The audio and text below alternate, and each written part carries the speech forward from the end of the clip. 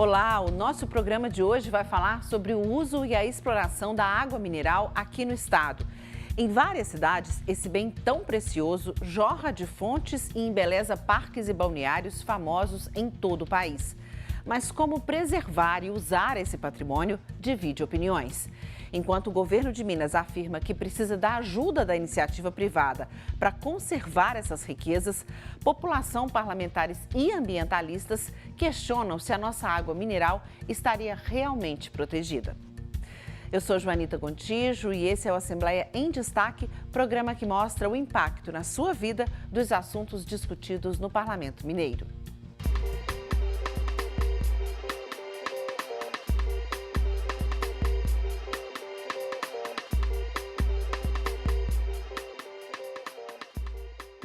Hoje vamos falar sobre esse bem tão essencial para a vida humana, em que Minas Gerais se destaca pela disponibilidade, a água. Em específico, vamos concentrar na água mineral, aquela que pode ser obtida de fontes naturais ou captada de forma artificial. É um produto caracterizado por conter determinados sais minerais e outros micronutrientes. São vários os caminhos para a exploração e comercialização dessa água mineral. Ela pode ser consumida na fonte ou envasada, também pode ser usada na fabricação de outras bebidas e ainda em balneários.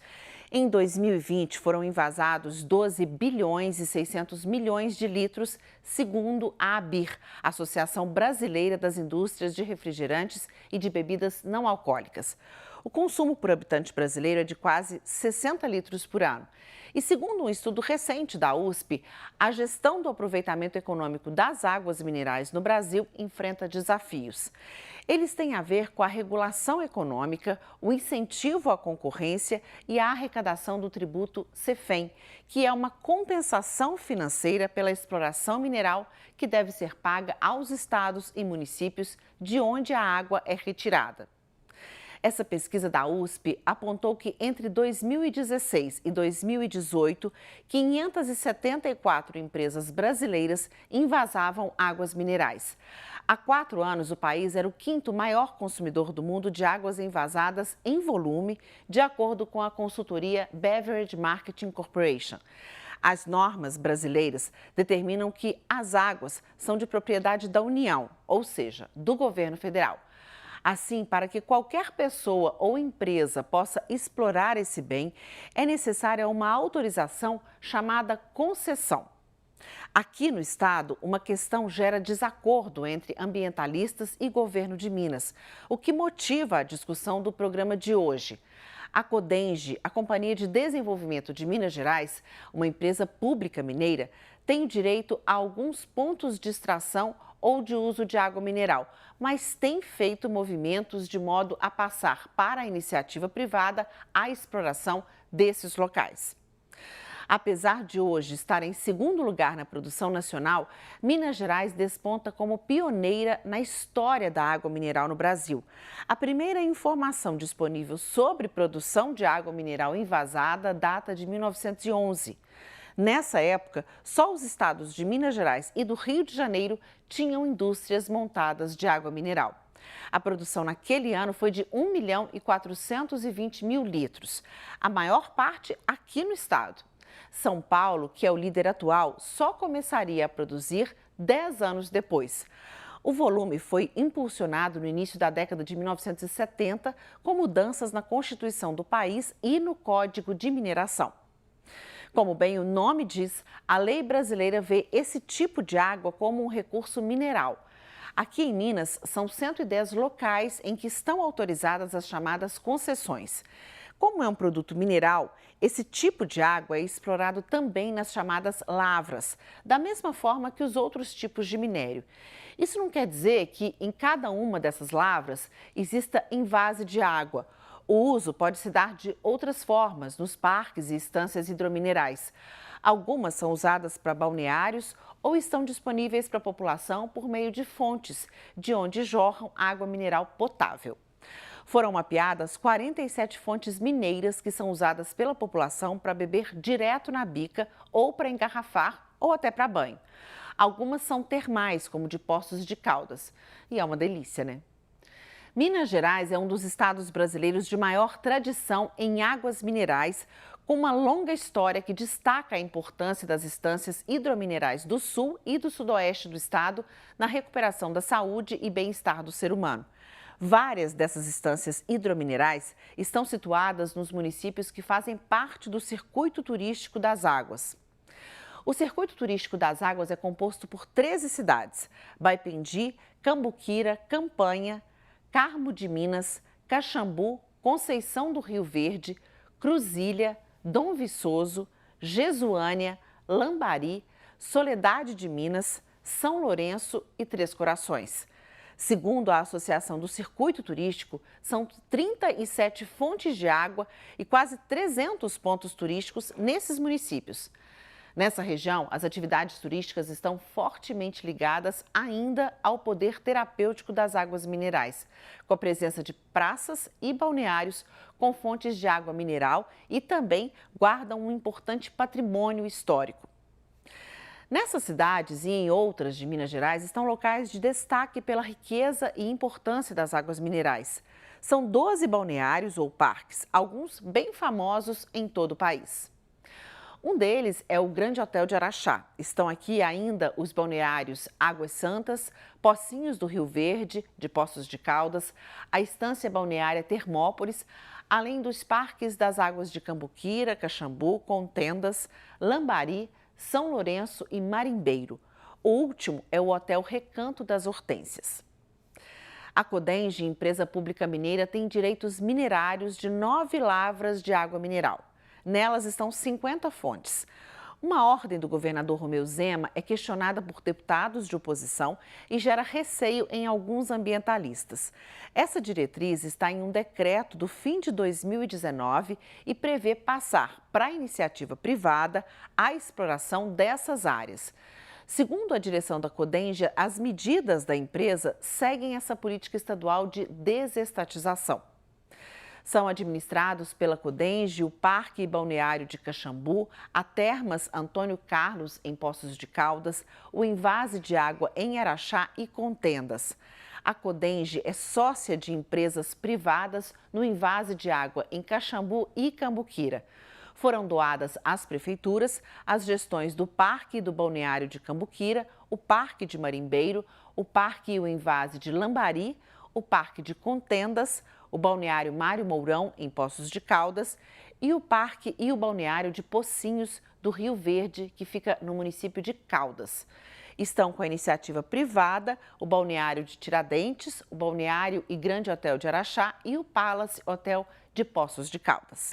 Agora, a Codenge lançou o edital de concessão do Parque das Águas de Caxambu. A empresa vencedora será responsável pela gestão, conservação, operação, manutenção e exploração econômica por 30 anos e deverá investir 11 milhões de reais. A Codenge vai investir 8 milhões. A licitação está marcada para o dia 10 de outubro, mas há muitas vozes contrárias por isso. A Comissão de Administração Pública reuniu em audiência representantes do governo, da sociedade civil e do Ministério Público para debater essa questão. O presidente da Codenge destacou a política de privatização do atual governo e que a concessão à iniciativa privada deixa o Estado mais leve e melhora a prestação do serviço. Ele apontou que o turismo aumentou em parques já concedidos. O governo do estado, que administra a área desde 2017, quando a gestão deixou de ser da prefeitura, também alega prejuízos e afirma que a Codenge não tem expertise para a exploração desse tipo de atividade. Os participantes da audiência defenderam o patrimônio como bem público, reforçando que ele não deve ser entregue à iniciativa privada. Há questionamentos em relação ao meio ambiente, como, por exemplo, o uso indevido da vazão das fontes para engarrafamento. Representantes de entidades citaram que 3 nascentes em uma outra cidade da região secaram após a entrega à iniciativa privada. E também falaram sobre irregularidades no processo de concessão do envase das águas minerais em Caxambu, feito em 2017. Houve ainda vários pedidos para suspensão do edital. Vamos ver agora alguns relatos dos participantes da audiência. Infelizmente, O que nos faz solicitar mais uma audiência pública aqui é a gente perceber que, de novo, os nossos municípios, a sua história, o seu patrimônio ambiental, cultural, social, está sendo aviltado. Eu já não estou mais conseguindo, deputada Beatriz, utilizar o termo desrespeito. Eu estou mudando para o termo desprezo. Parece que existe um desprezo pela atual administração pública estadual pelos nossos municípios do sul de Minas Gerais. Ninguém foi consultado. É uma questão que a gente vê, né, que não tem sido contemplada nessa atual apresentação que tem sido feita para nós, né, através do Estado de Minas Gerais, é desvincular totalmente esse patrimônio cultural relacionado às águas como uma coisa secundária em relação a essa exploração econômica. Há uma indignação aqui hoje de que podem ser alienados pelo Estado de Minas Gerais os direitos minerários que fazem parte das águas do balneário de Pocinhos do Rio Verde. Isso nos causa uma extrema indignação, um extremo constrangimento de ver a forma como está sendo realizada, através de uma consulta pública, que nem sabemos os resultados, se tiveram empresas interessadas ou não. Eu costumo dizer que é uma dádiva divina você ter, no caso do nosso parque, 12 fontes diferenciadas, com propriedades físico-químicas diferentes, com aspectos terapêuticos diferentes, num espaço tão pequeno. Isso é único no planeta, gente. E a gente parece que não está vendo, não está valorizando, não está considerando. Como é que pode? Talvez as pessoas não conheçam direito, né? A coisa fica muito, a vida é corrida, as gestões são feitas de longe, ou sem se preocupar realmente com o que está se mexendo, talvez, e não nos ouçam, não nos ouvem, não nos consideram. Estamos batendo nessa tecla, estamos nos empenhando. Um aspecto que não pode ser deixado de lado nessa discussão é o que envolve o modo como as comunidades locais usam as águas minerais e termais. Elas não são apenas bens de consumo para os moradores do Circuito das Águas. Essas imagens que estamos vendo são do documentário O Povo das Águas, de Ricardo Melo e Nemo Simas. O filme mostra a tradição da coleta da água pelos moradores de Caxambu e a relação de afeto, de memória, de história e de cultura que determina a identidade da população da região sul do estado. É uma reflexão sobre a necessidade de tratar esse bem natural, não somente pelo lado de exploração econômica. Moradores de várias idades relatam suas experiências com as águas de Caxambu. Quando autorizou a gente a mostrar aqui esse documentário, Ricardo Melo disse: como morador da cidade, discordo da forma como o edital foi publicado e do uso do patrimônio no atual momento. O documentário foi uma ferramenta que usamos para mostrar o potencial terapêutico dessas águas. Você pode assistir O Povo das Águas no canal do Ricardo Melo no YouTube. Nada como ouvir o relato de uma moradora para entender essa relação. Há mais de 1000 anos, nós temos essa relação com esse espaço, com esse território, e água para nós, como nós costumamos dizer, nós somos água. Sem água, a água ela funciona como um elemento identificador de um povo, ela representa um modo de vida, uma forma de se relacionar com essas águas, que passa pelas relações medicinais, com as águas termais, águas minerais, que é uma relação secular, ancestral, um direito ancestral dos povos das águas da Mantiqueira. O promotor Rodrigo Caldeira Brasil, que participou remotamente da audiência, também falou sobre isso. É imprescindível que se considere a relação dessas comunidades com seus parques, com as suas águas, como que a vivência em torno dessas características típicas daqueles municípios. Há um orgulho claro para quem conhece a região e quem conhece os municípios de pertencer ao circuito das águas, de ter águas termais, de ter águas medicinais, de ter balneários ou de ter atividades econômicas, turísticas, quaisquer que sejam relacionadas ao circuito das águas, a um município produtor, entre aspas, de água de qualidade diferenciada. E tudo isso é um pertencimento que aquela população tem. E a exploração eminentemente econômica de um ator alienígena, possivelmente deixará de lado todas essas características. Com essa reflexão, a gente fica por aqui. Você pode ver a íntegra dessa audiência no canal da Assembleia no YouTube. E no nosso portal, você pode rever essa edição do Assembleia em Destaque. E não se esqueça, interaja com a gente pelo Twitter da TV Assembleia. Obrigada pela companhia e até a próxima.